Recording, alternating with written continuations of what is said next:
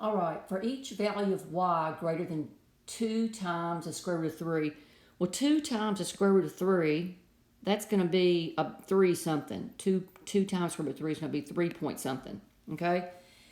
Now, it tells me what x is, that y squared plus 12 over y. Select one value for a and b, implies f of a equals b.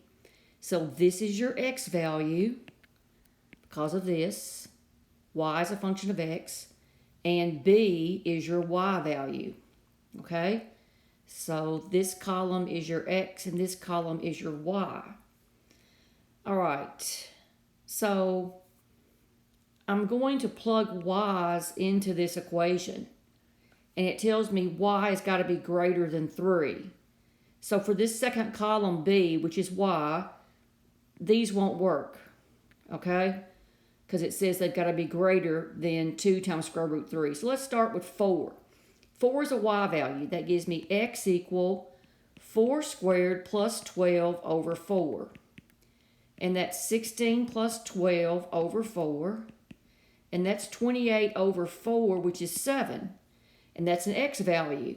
But notice a 7 is not listed. So that doesn't work. Let's go to the next one. Let's go to 6.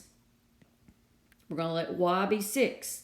So x equals 6 squared plus 12 over 6. That's 36 plus 12 over 6. That's 48 over 6, and that's 8.